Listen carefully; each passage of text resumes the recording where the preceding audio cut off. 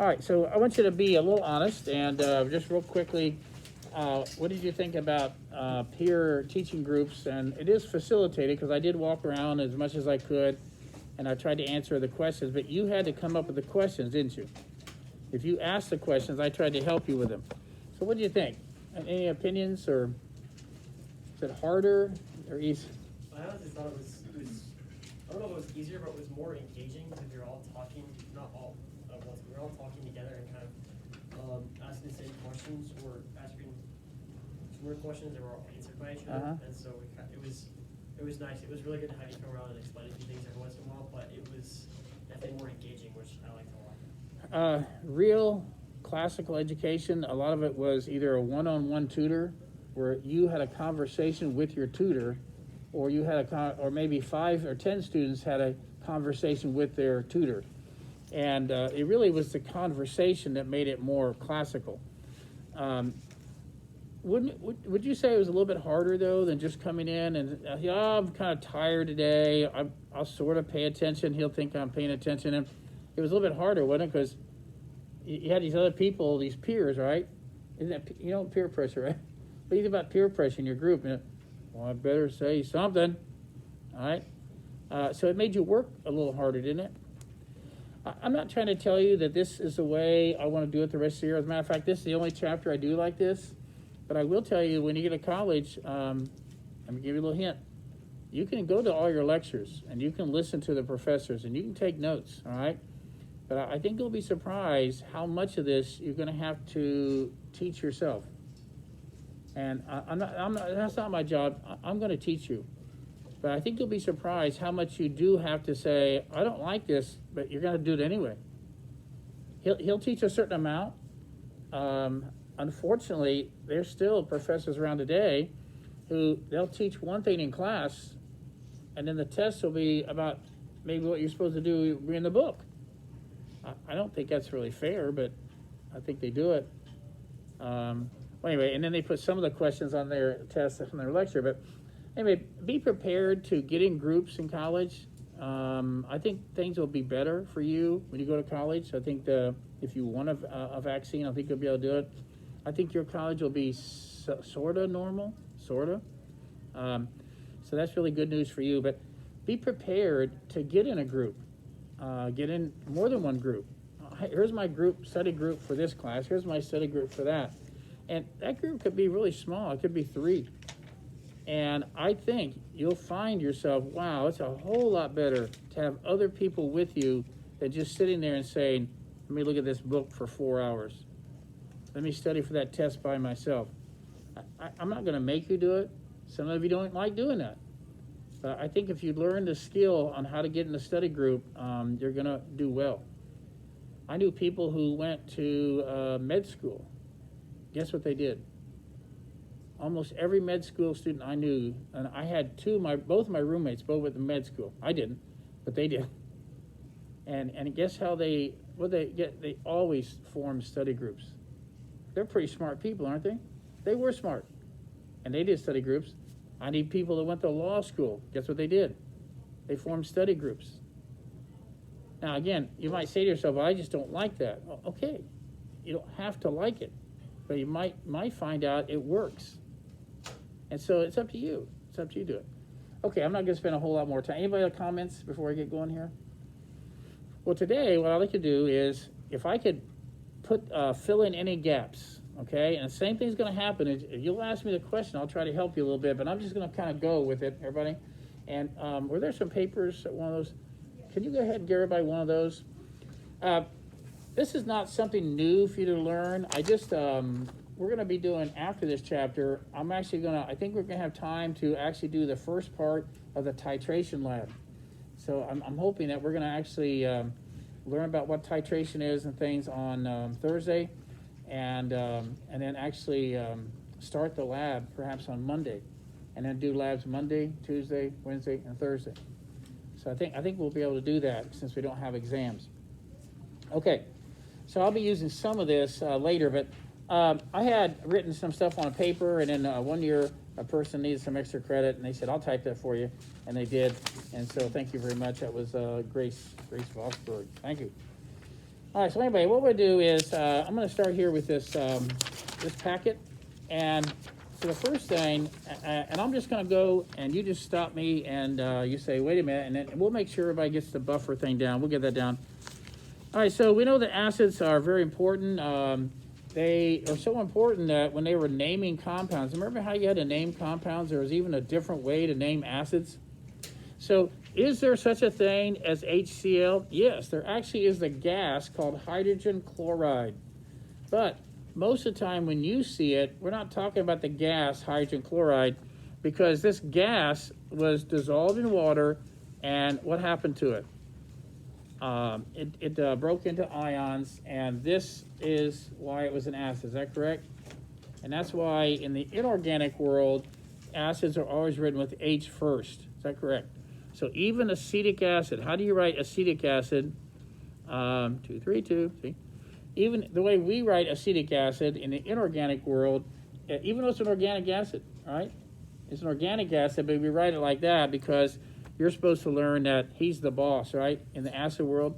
So everybody knows what acids are. This right here, real quick story in case you like economics. They actually know, and they keep track of how much sulfuric acid is sold during a year's time. And they call it one of the leading economic indicators. If our country is doing well economically, that means they sold a lot of this. There's so many companies that use sulfuric acid in their manufacturing, we know how well they're doing. We're making a lot of cars, we're making a lot of this, we're making a lot of that.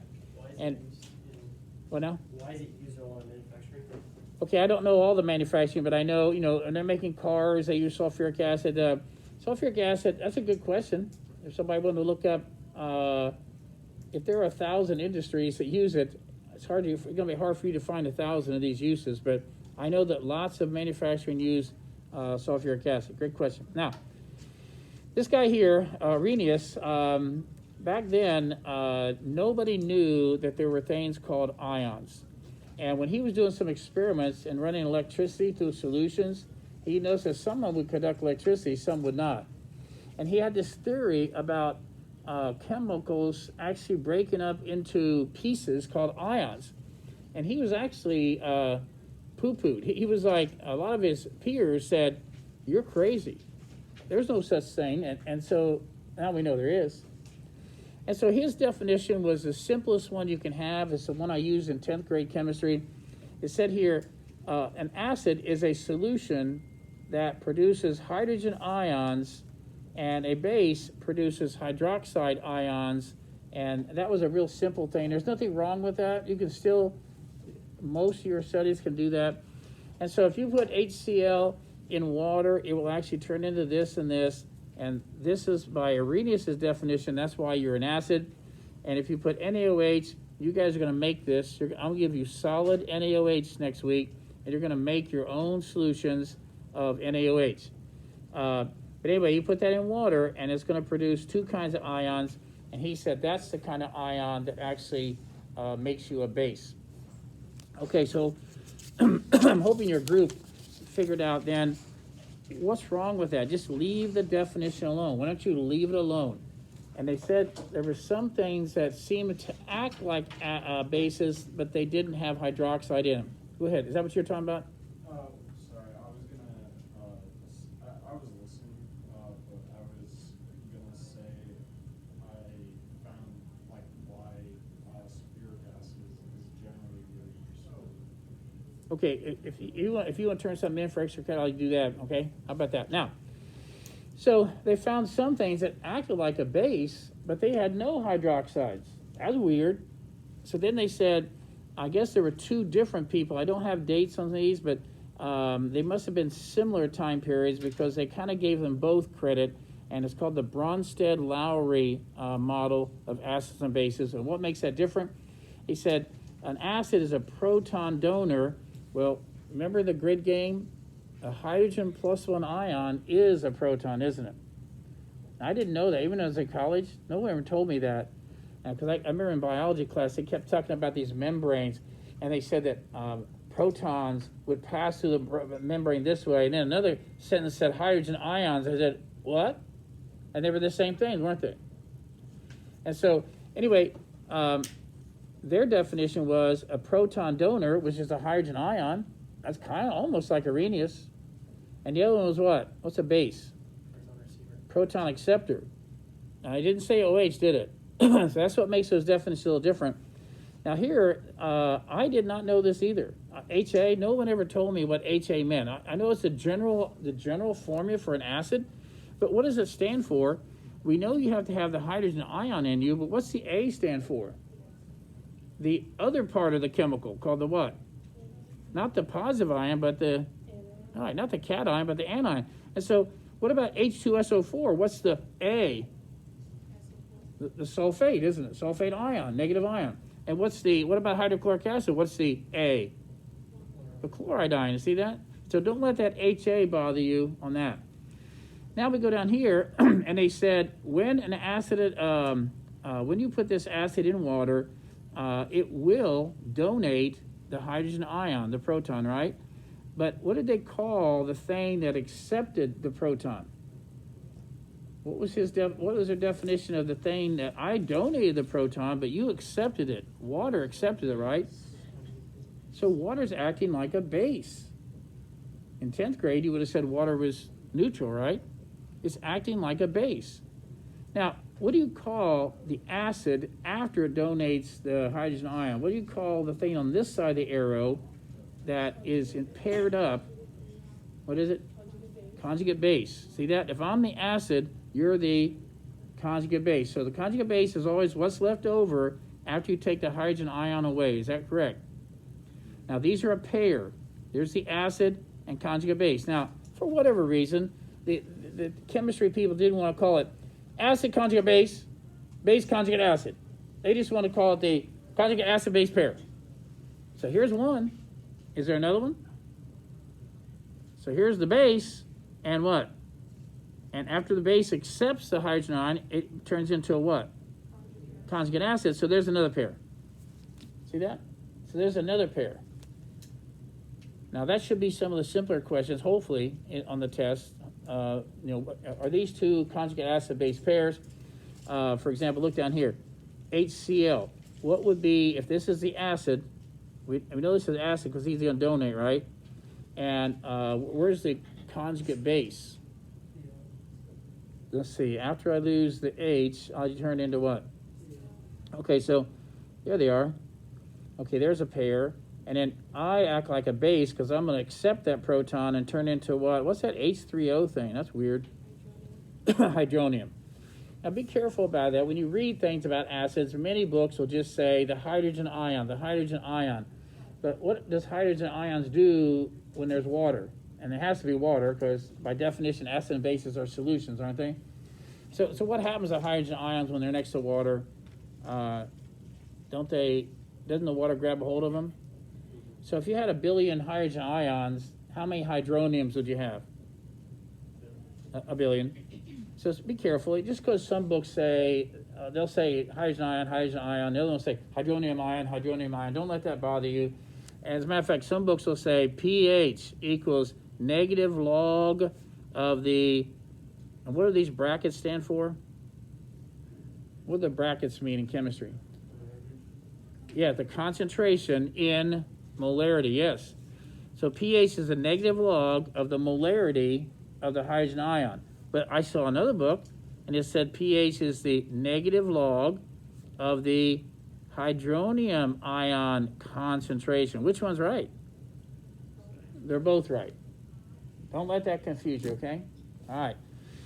Now, we go down here, and let's go on down here. Okay. You didn't have any trouble with the acid-base pair. Did you have any trouble with that? Let's do one. Which of the following represents a conjugate acid-base pair? Do you think this is an acid, first of all? Then what would a conjugate base be? It would be whatever's left over if you took away a hydrogen ion. What do you think? Is that going to be a conjugate base? I like that answer. How about this guy? NH4. You mean you might donate a hydrogen ion? Well, if I do, what would I turn into? Okay. Oh, that's pretty weird. How about this one? HCl and H2O. No, I don't like that one.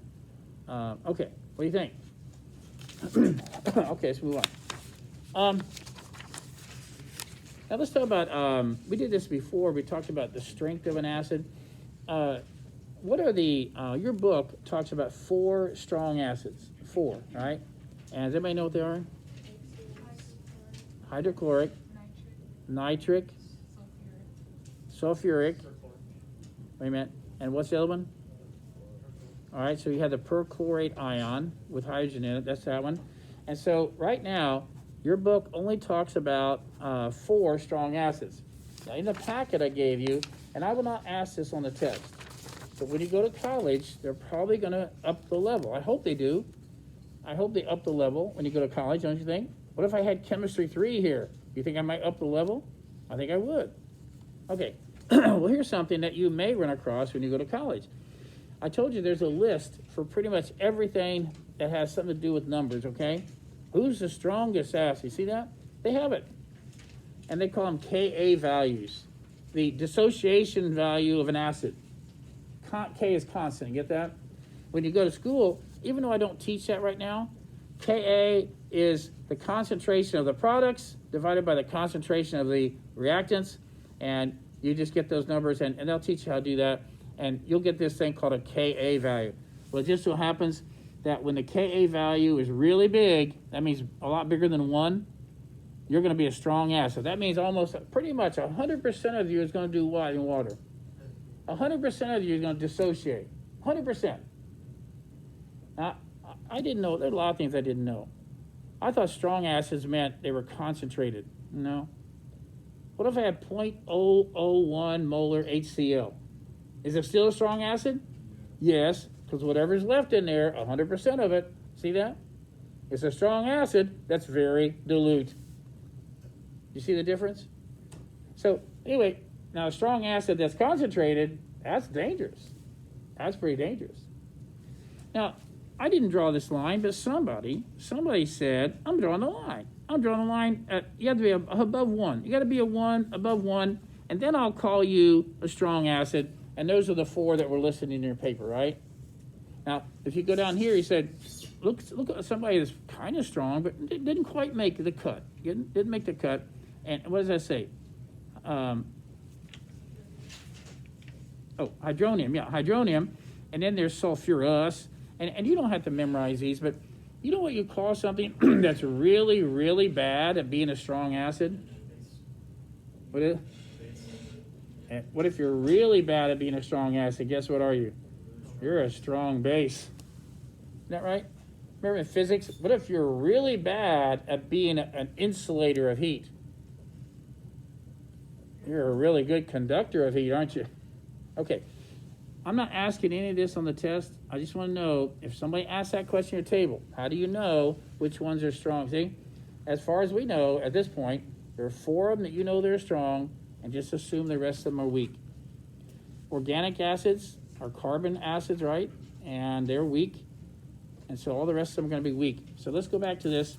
Yeah, okay, go ahead. Sorry, one thing about K, when you drew it, you had like, for the products, you had the value and the value. But the reactants, there was only 1. Why is that?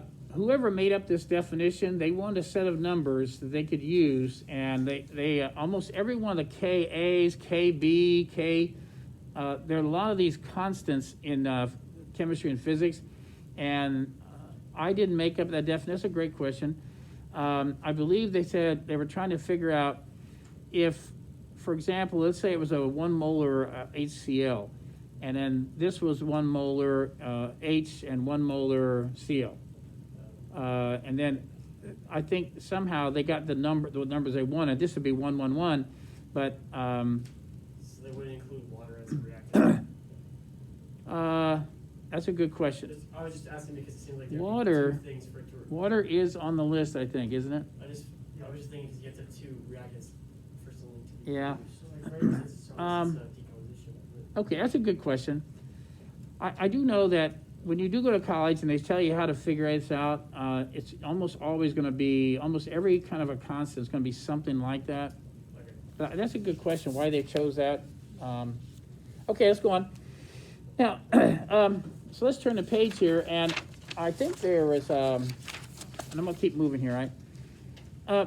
So if you, 100% of you dissociate and turn into ions, then you're going to be a strong acid or a strong base. And what do you think about being an electrolyte? What if you're a strong acid or strong base? You think, would I also call you a strong electrolyte? Yeah, it's pretty much the same thing. Now, here's another one. How about NaCl? NaCl, you put in water, 100% of it breaks up into ions. Well, guess what? It's a strong electrolyte. It'll conduct electricity, but what about acid and base? What would the pH of salt water be?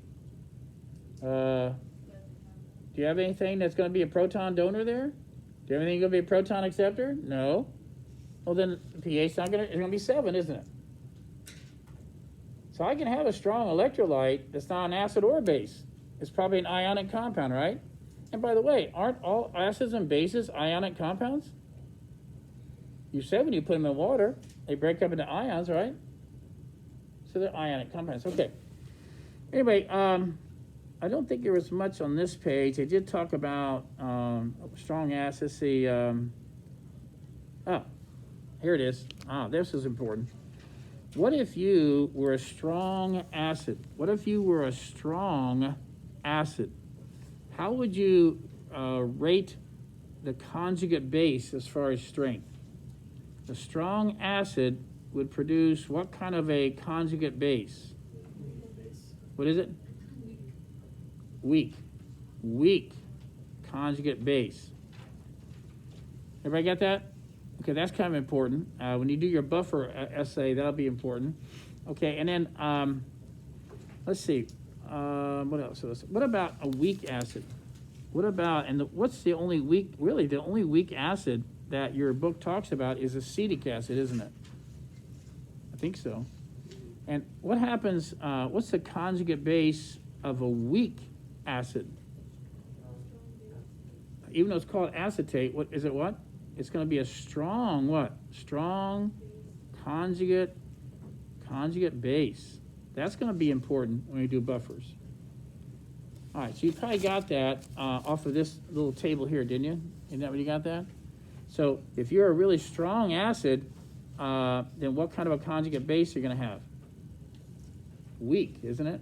And what if you're a weak acid, what kind of conjugate base you're going to have? Strong. Now, for some reason, only one table asked me about this. I didn't know why, but when I photocopied this, there was something wrong with this drawing, and only one table asked me about it. Did this come up at all? Did you think that drawing was okay?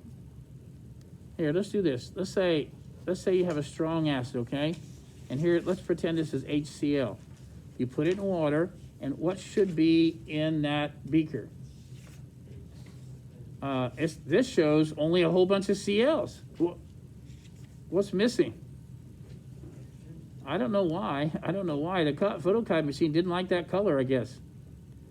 But there should have been a bar just as big, isn't it? So a strong acid, it's going to break up into, and you're going to have like equal amounts of those, aren't you? And that's why the drawing shows equal amounts of anions and cations. But look at, yeah, go ahead. Oh, would that be because like hydronium ions are produced and not hydrogen? I don't think so. I don't think that's what this drawing is trying to show. I think they're trying to show, no, if you look at my original copy, it has it on there. Huh. It's just the color, whatever the color was, I don't know why, it didn't pick it up. Anyway, look down here now. What if you're a weak acid and you put it in water? About 99 out of 100 stays like what? As a matter of fact, how many HAs do you have over here? None. None of them stays HCl, right? What about a weak acid? 99 out of 100 stay like that, and what? A little bit of hydrogen ion and a little bit of the acetate. Got that? And that's what they're trying to show here. And that's where they had also this arrow. If you're a strong acid, the arrow is predominantly pretty much to the right, and there's almost no ability to go back reverse, right? What about a weak acid? Let me see if I can find an arrow here. What about for a weak acid? Here it is. For a weak acid right here, the tendency to go to the right is pretty small, 1 out of 100 times. You get it? But what's the tendency to go back and reform acetic acid? It's really strong. And so the arrow is predominantly to the left. Yes? So, are you saying in that situation it would actually turn into hydronium and acetate and then really quickly revert back to acetate? And while this was happening this way, there'll still be some of them, 1 of 100 going that way. Now, I know what you're thinking. You're thinking, if only 1 of 100, then I didn't say the rate of going back this way is the same as the rate of this, but if only 1 in 100 go this way, a lot of them will tend to go back. And so you'll have very little hydrogen ions there. But it's not like the same rate, like 10 of them per second went that way, then 100 per second will go that way. You couldn't, you'd run out. When you get to college, we'll talk about a thing called equilibrium. I'm not going to get in that would take a whole week. But equilibrium is one of those things where there's a rate going one way and there's a rate going another way, and it all depends on how much stuff you have. If you don't have much, you can't really go with that rate. All right, let's move on. Let's see. Okay, so now let's do a little bit of fancy talking here. What do these acids have in common? And these have something in common. And then these have something in common.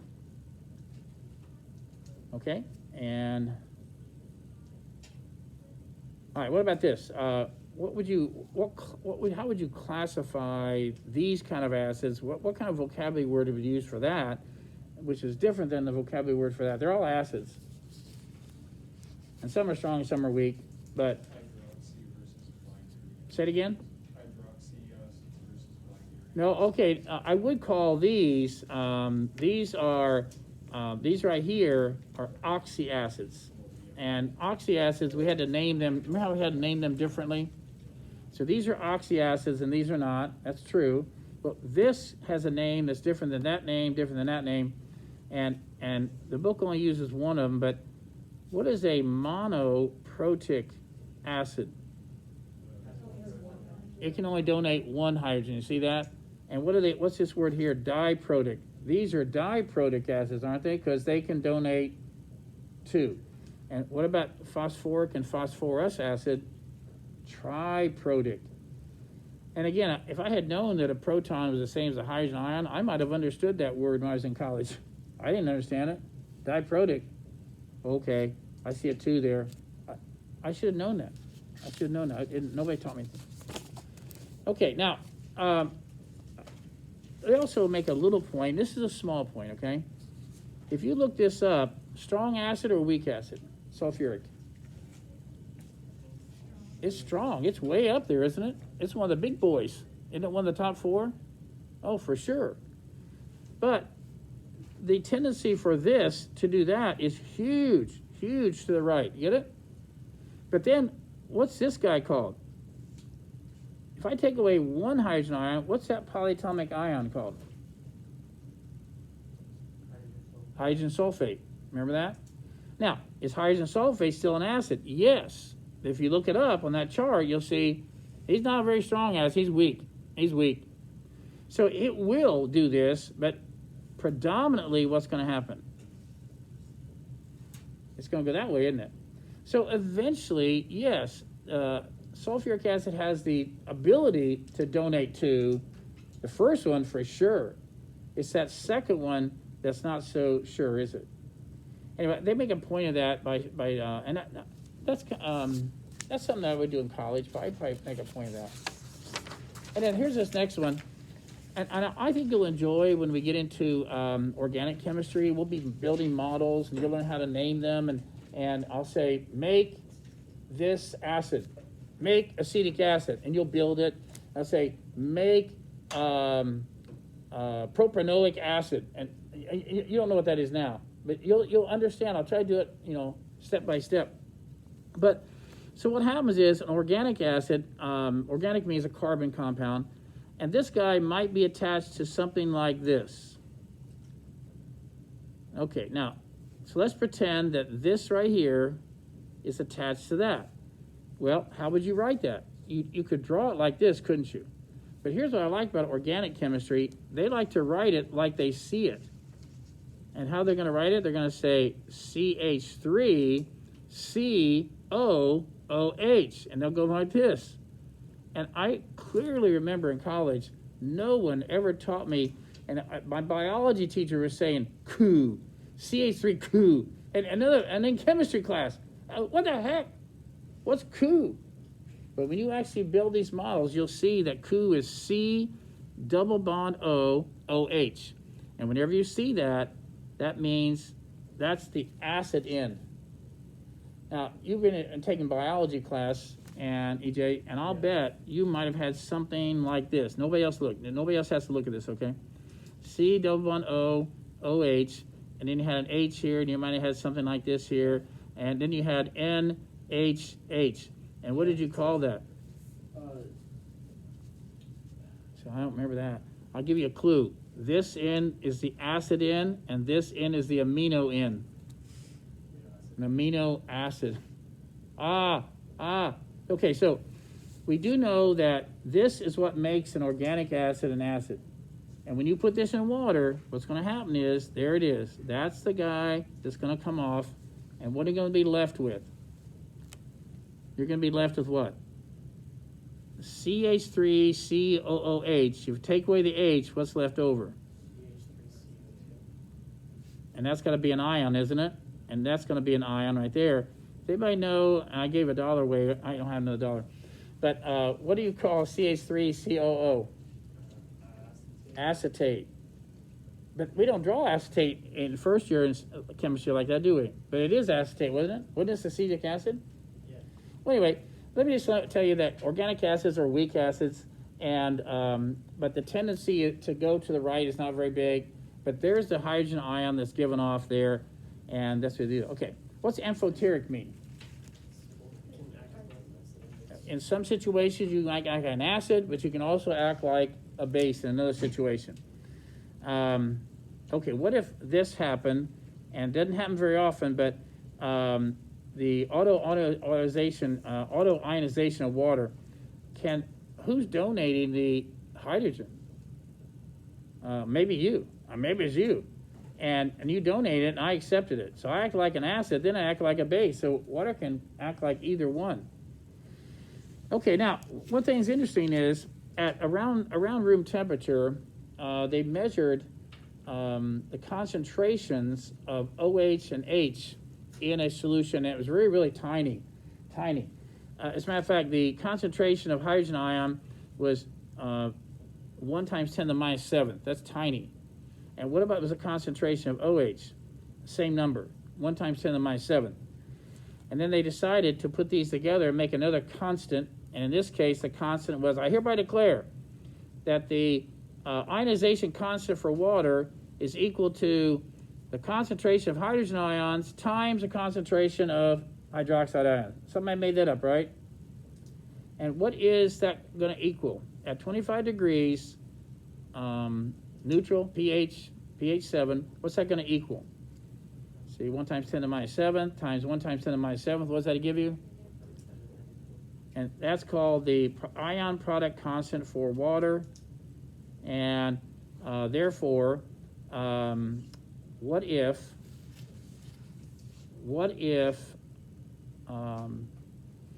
I give you the hydrogen ion concentration of an acid? What if I give you that? What can you figure out of that? If I say, let's say the molarity is 1.2 times 10 to the minus second molar. What if I give you the hydrogen ion concentration?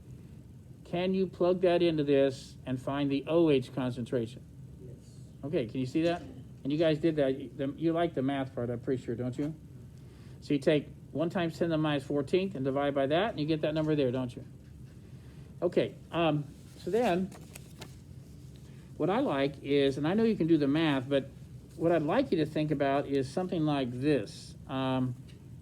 How quickly could you tell me if that's going to be an acid, acidic, or an alkaline situation? Is that an acid or a base? 1 times 10 to the minus 5th molar OH. What do you think? That was fast. How'd you know that? Because it would have to be greater than the concentration of hydrogen if you divide it Wow, 1.8 times 10 to the negative 14. you sound very smart. Okay, if it was neutral, what would the concentration of OH be? 10 to the what? Negative 7. Is it higher or lower than it should be at neutral? Be careful. What's 10 to the minus 5th? What is it? Well, that's higher. Isn't that right? The OH is higher than it is at neutral, so it must be a what? If OH is higher than neutral, it's going to be a base, isn't it? Look at the next one. How about the next one? 1 times 10 to the minus 7th molar OH. Very good. Very good. And what about 10 molar H? What? 10 molar? What? What do you think about that? What about that? Wow, 10. 10's like 1 times 10 to the first, isn't it? Wow. If it was 10 times, wow. That's really up there, isn't it? I bet it's an acid. You think so? You think it was 10 molar H? You think it might be an acid? I think so.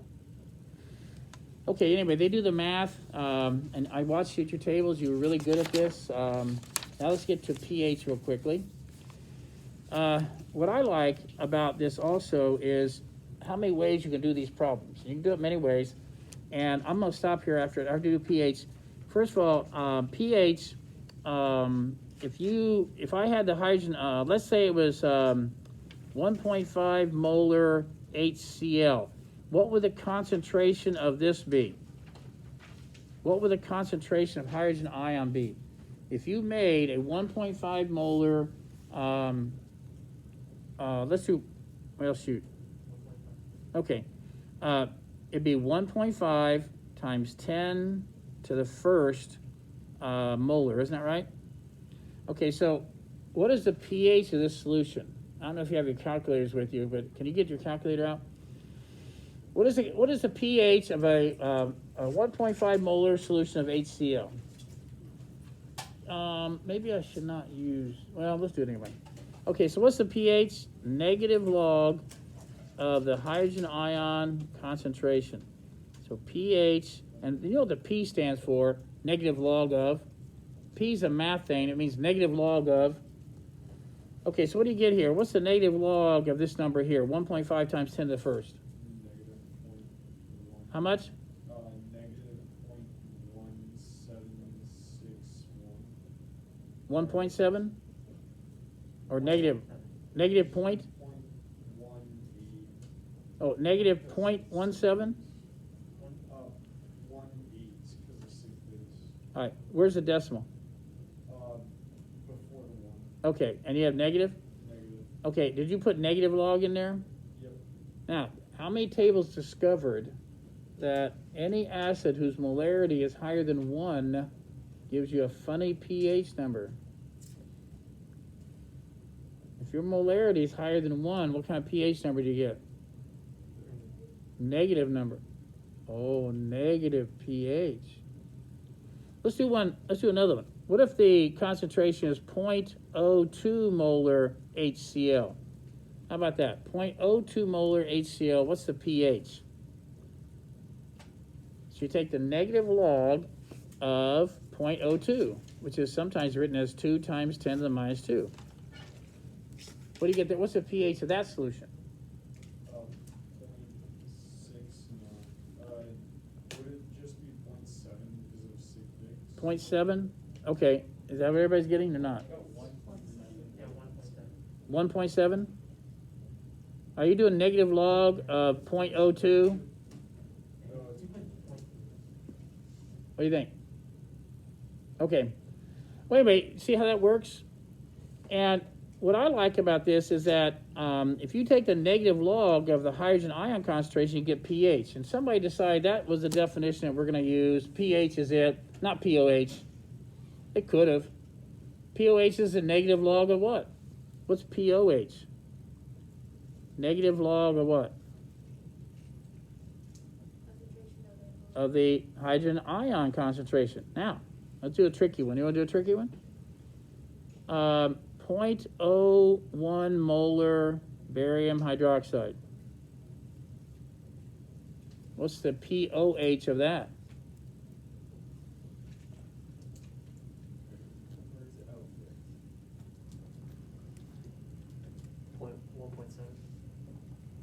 Write down what you got. The pH.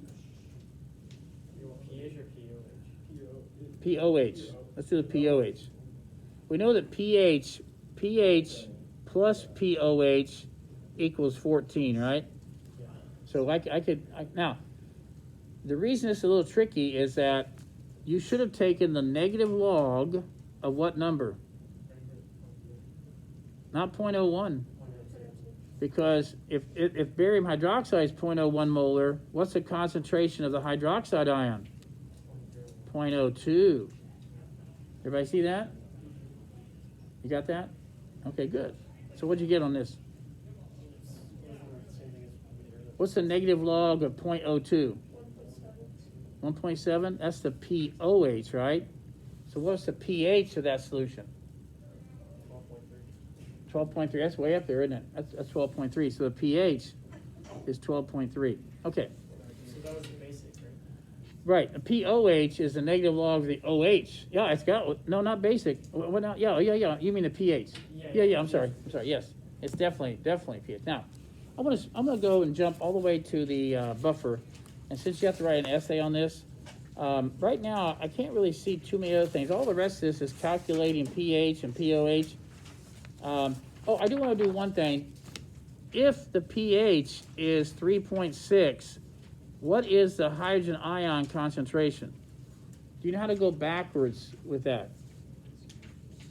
You sure? What you need to do is, I made up this word, negify the pH. So what you want to do is negative 3.6, and then take the second function log. It's called the anti-log. So second log. And tell me what you get there. Can you explain that again? I'm sorry. What now? Can you explain that again? I'm sorry. Okay. So if I give you the hydrogen ion concentration, you just take the negative log and get the pH, don't you? But what if I give you the pH and I want the hydrogen ion concentration? You had to go backwards, didn't you? So you had to use the anti-log. You say, I don't see anti-log on my calculator, but do you see second function log? Okay, now the only thing you have to be careful is because pH was negative log of, I have to negify the pH. Sorry. I had to negify the pH and then take second function log and tell me what you got here. 2.51. One more time, what? 2.51. No times 10 times 10 to the something? Yeah, go to the negative one. Ah, don't leave that out. Okay, I need that. Declare. And that's molar, isn't it? Yeah, don't leave that out. Okay, so everybody see that? That's how you go from pH backwards into hydrogen ion concentration. What you're going to tend to forget is that negative sign. I do sometimes. All right, this is a buffer. We can do this, all right? Now, first of all, a buffer solution is one that, and the book says resist change in pH, even if you add an acid to it or a base to it. And this is so important in living systems. Every one of my cells has a buffering solution in it. God's pretty smart. When I used to work, before I started teaching, I worked at a lab. And part of my job was to get enzymes out of cells. And I had to put them on ice, because if they got too hot, they would denature. And I had to make sure they had a buffer solution. Because if the pH changed too much, you couldn't do your enzyme study. You get that? And so I didn't know exactly. Back then, I wasn't really sure what a buffer solution was. Not really. So let me show you how this works now. First of all, what you're going to do is you need two things. So if you're going to make the buffer cake or the buffer punch, you need two things. You need a weak acid and a what? And its conjugate base. All right, now stay right here. You know that acetic acid is the only weak acid they even talk about in this chapter. And you know that when you put it in water, only 1 out of 100 times it turns into what? A hydrogen ion and what else? Acetate. The acetate. Is that right? Okay, so here's my weak acid. I need you for my punch, my buffer punch, and I need its conjugate base. Now, here's what you need to remember. I'm a weak acid. But what are you? What is acetate? Strong what? Strong base. Can you remember that? Okay, so now, Where am I going to get acetic acid? I have it. There's a bottle back there that says acetic acid.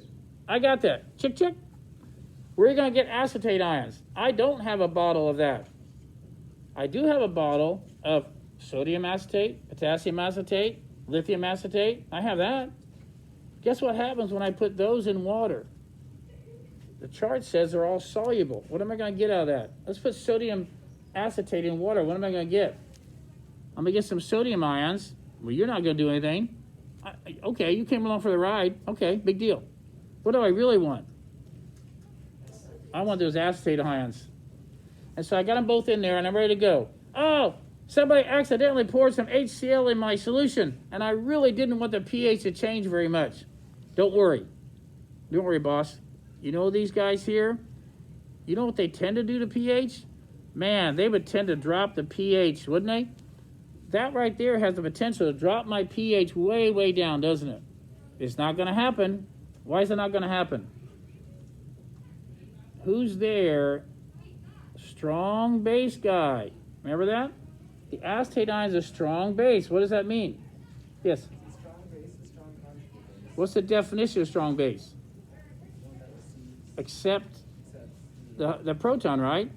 Now, I'm going to grab a hold of that thing very quickly.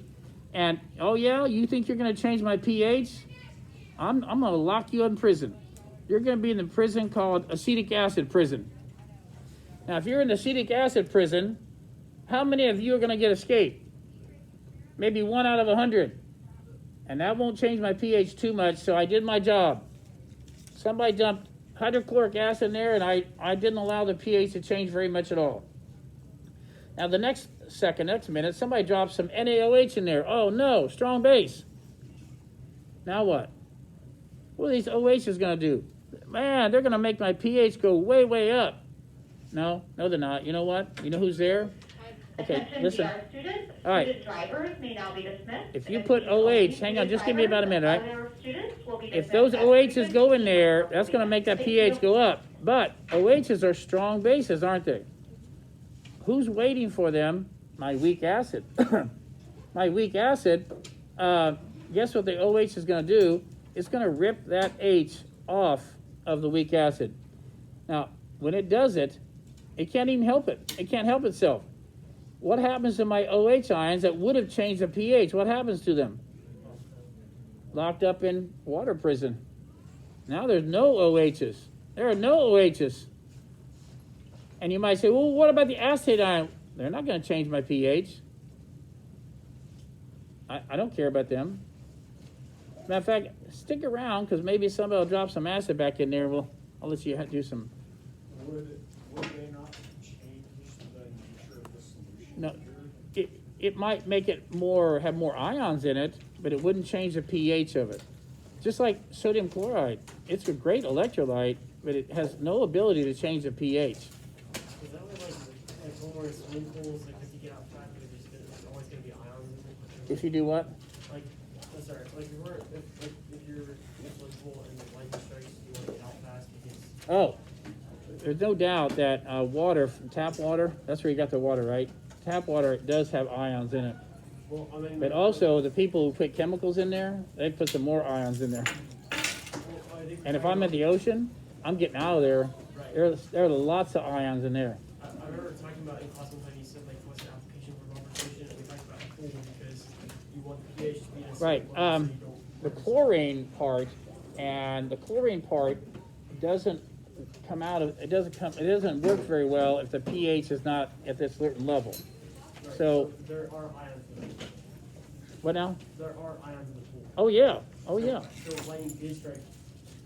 Would people... See, even my buffer contains the acetate ion, doesn't it?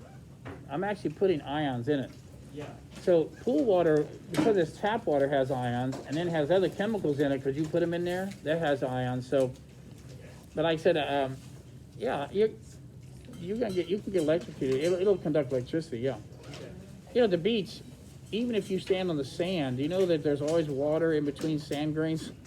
Yeah. You can get shocked on the beach, and that electricity will go right through those sand grains and go right up. Yeah. All right. The salt water is like a Ocean has what? Has like a certain pH, I guess, Uh, for those animals. and you know what? There's a lot of controversy about that. The pH of the ocean has a lot to do with the carbon dioxide in the atmosphere. So some people think if you make too much carbon dioxide, it's going to change the pH of the ocean, which is going to drastically change the life on the planet. But it's a huge buffered solution. And there's a lot of evidence saying that even if you did make more CO2, it doesn't really significantly change the pH. So is that like why some fish live deeper down? Is it a pH that's different down? I would have to go get an oceanography book to figure out what is the pH here versus here. And there might be places near, you know what volcanic vents are? Yeah. Underwater mountains that are volcanoes. I would think the pH, if you can find out something like that, I'd give you credit for that. Like, what are the different zones of pH in the ocean and at the vent area or somewhere else? Any place that would give off a lot of CO2, that would make it very acidic.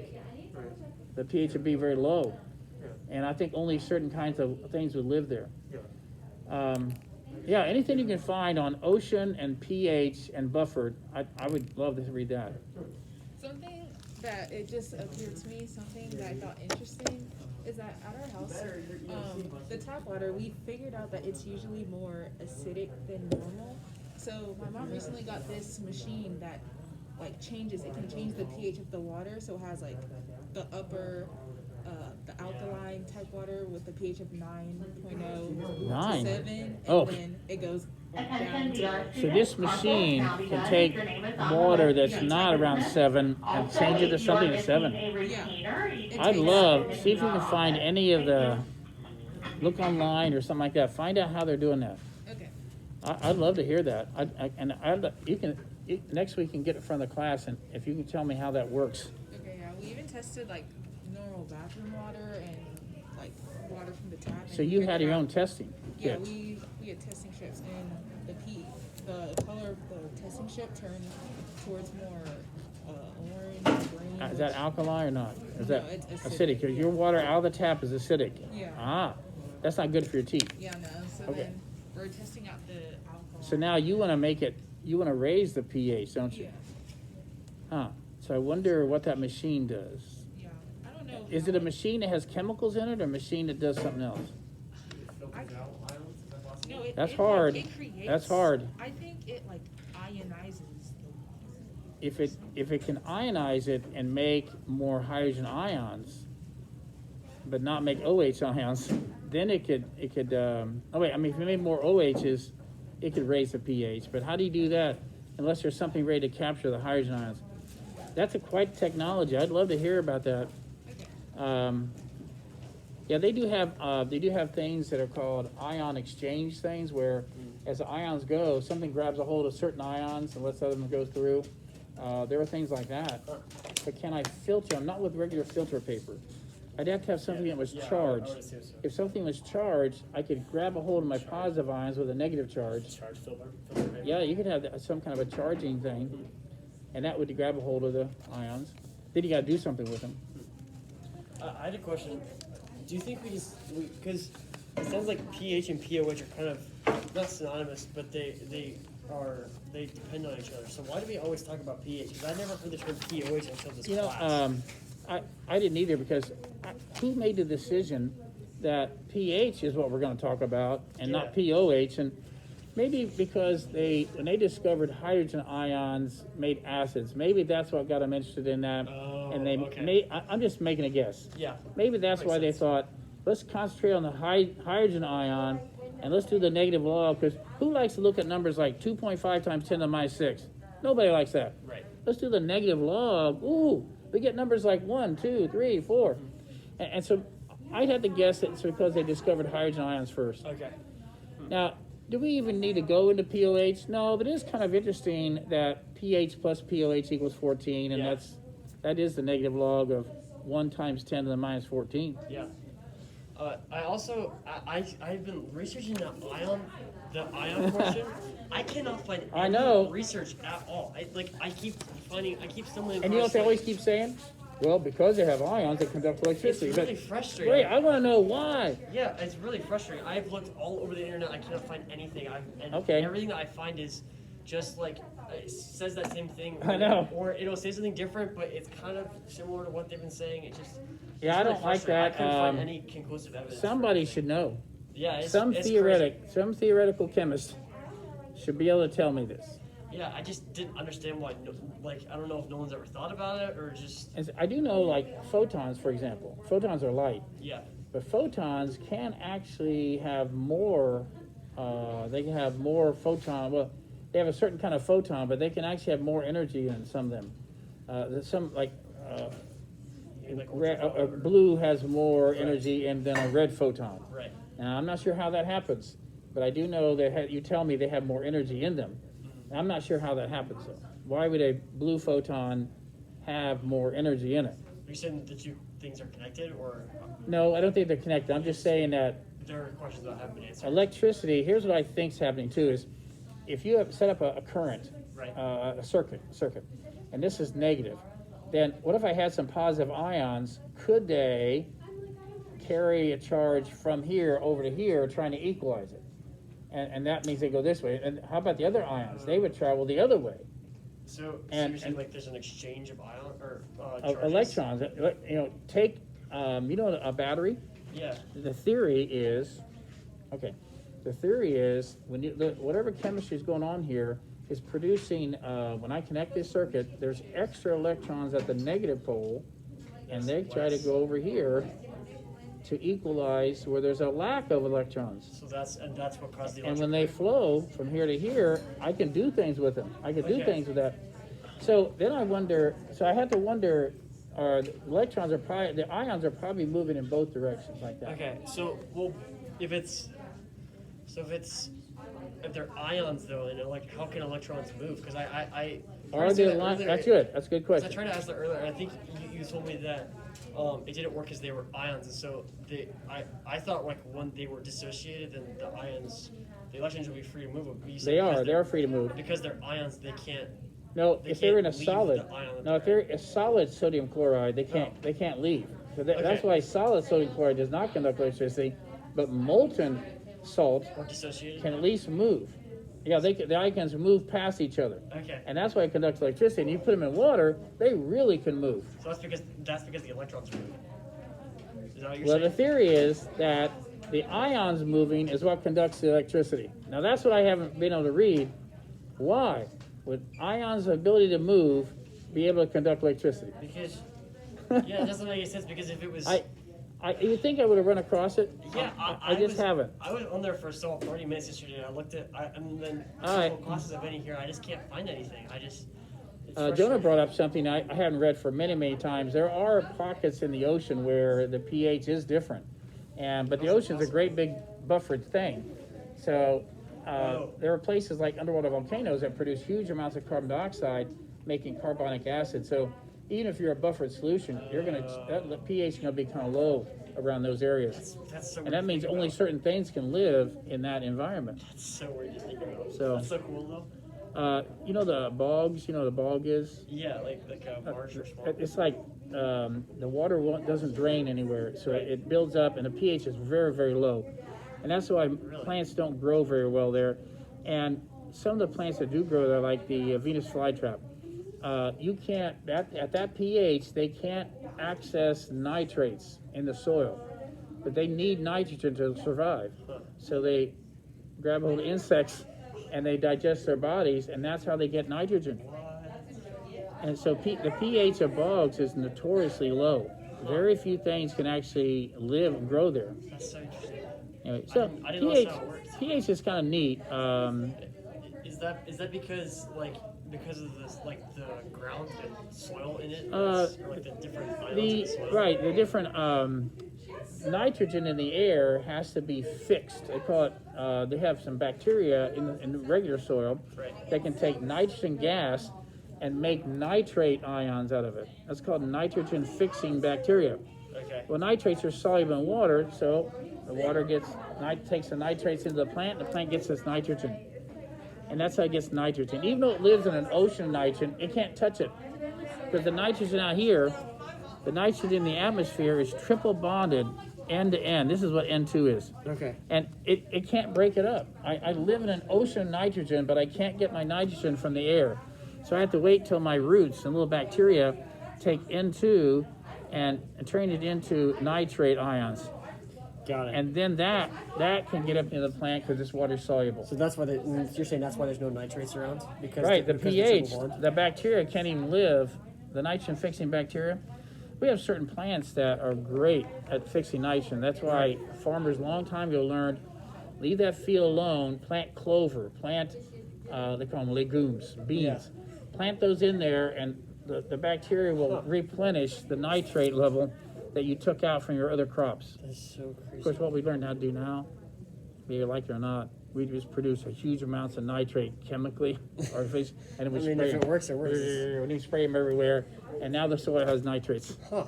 And then all of a sudden, instead of growing corn this far apart, we can grow corn Closer. really close. So, with that, We're just going to give you the nitrates. Yeah, is that considered GMO because you're like modifying? This is intense farming. Intense farming is where I'm going to give you all the chemicals you need. Okay. Now, So, even hydroponics, that's kind of neat too. I can give you nitrates in a bag, and you can grow with no soil. Just grow with no soil. I think I'll grow your plants on a wall, and they'll be connected to a little bag of water. so is that how ivy works? How what? Is that how ivy works when it climbs up the walls and stuff? Not necessarily ivy. Ivy is connected to the ground, but there are these plants, especially in Georgia, South Carolina, Spanish moss. You ever heard of that? Yeah, I have. Okay. Well, they just hang on a plant. There's no roots, so they have to be able to draw nitrogen from the atmosphere. They're called epiphytes. You probably never heard that word, but No. epiphytes. Epi means on top of a Right. plant, and the Spanish moss has no roots. It just grows right there. And so they have a way, and I forget that I learned about 20 years ago. They have a way of getting nitrogen from the atmosphere. And I forget how they do it. Like the bacteria do in this situation? Yeah. That's crazy. So it's true that you actually can understand biology better after having chemistry. Yeah, it makes more And sense. yet, what we do in our country, and you're not going to like this, but a long, long time ago, a lot of people quit school at 16 because they'd go work on the farm. They said, well, if they get out of here, and biology used to be a different subject because biology was also health. And change your underwear and watch out for venereal disease. And we want to make sure these people have biology before they leave school at 16. So we better do biology first. Well, it makes more sense to just You go create a separate around the world, class. biology is one of the last. They teach physics, chemistry as the foundations, then biology, and we don't do that. We're afraid because all the senators said, well, it was good enough for me. Why would I change it? Well, they should just made a separate class for that sort of stuff. They should. And that's what AP biology would be. If you could take a second year of biology, that would be good for me. And also, how many people quit school at 16 now to go work on the farm? Very little. Hey, all right, ready. Sorry, thank you. Everybody's here. Are we here for a help session? Thank you, Mr. B. Okay, bye. Now, what do you want help on? Oh, okay. So I'll tell you what. We'll do, let me turn the camera on. How about that? And since there's this many of you, I didn't know how many people are going to be here. So sit as close as you can, and then let me start the video here. Oh, wait. I need to stop this video.